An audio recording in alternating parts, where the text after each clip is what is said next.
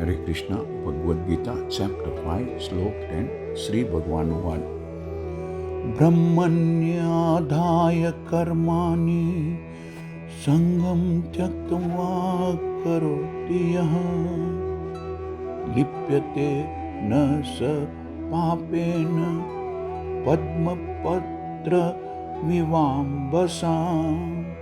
श्री कृष्ण भगवान इस श्लोक में कह रहे हैं कि जो व्यक्ति कर्म फलों को परमेश्वर को समर्पित करके आसक्ति रहित होकर बिना मोह के अपना कर्म करता है, वह पाप कर्मों से उसी तरह अप्रभावित रहता है जिस प्रकार एक कमल का फूल जल से अस्पर्श रहता है, जल से पानी से untouched रहता है। Lord Krishna says, one who performs his duty without attachment, surrendering the results onto the Supreme God, is not affected by sinful action as the lotus sweet is untouched by water. यहाँ पर ब्रह्मणि शब्द का अर्थ है कृष्ण भावनामृत में। यह भौतिक जगत प्रकृति के 3 गुणों की अभिव्यक्ति है जिसे प्रधान कहा जाता है। यह ब्रह्मणि means in Krishna consciousness. The material world is a total manifestation of the 3 modes of material nature, technically called the प्रधाना। प्रकृति के 3 गुण हैं, सतोगुण, रजोगुण तथा तमोगुण।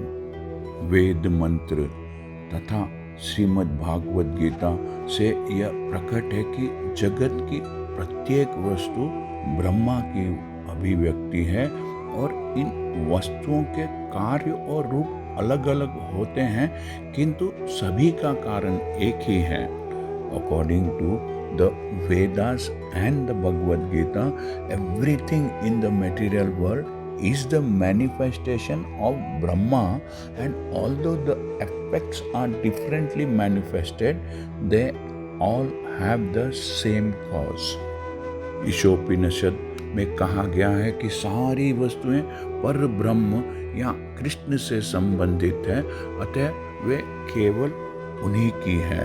इन the Ishopanishad, it is stated that everything is related to the Supreme Brahma or Krishna, and thus everything belongs to him only.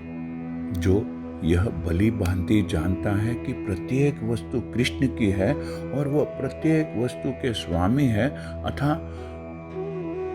प्रत्येक वस्तु भगवान की सेवा में नियोजित है, कृष्णा की सर्विसेज में एंगेज्ड है, उसे स्वभावतः शुभ अशुभ फलों में कोई प्रयोजन नहीं रह जाता। One who knows perfectly well that everything belongs to Krishna and that Krishna is the owner of everything and therefore everything is engaged in the service of Lord, naturally has nothing to do with the results of his activities, whether they are pious or sinful.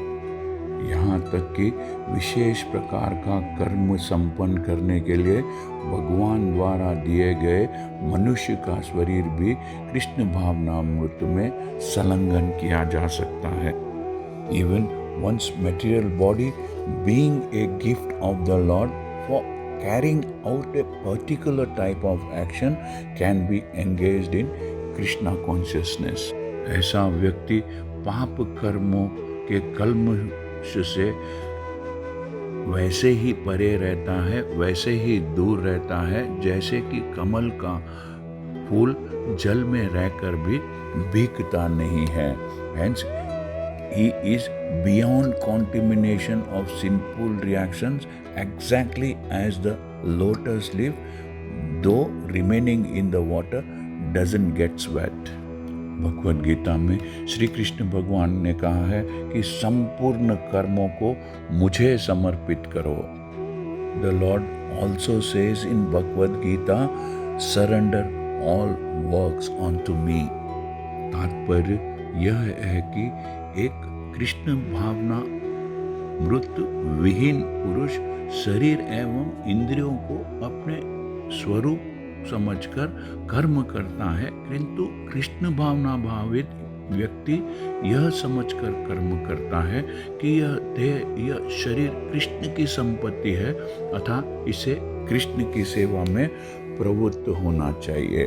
The conclusion is that a person without Krishna consciousness acts according to the concept of the material body and senses, but a person in Krishna consciousness acts according to the knowledge that the body is the property of Krishna and should therefore be engaged in the services of Krishna. हरे कृष्णा. यदि आपको यह channel पसंद आया है तो subscribe दबाकर subscribe कीजिए और इस चैनल को लाइक कीजिए. Thank you. हरे कृष्णा.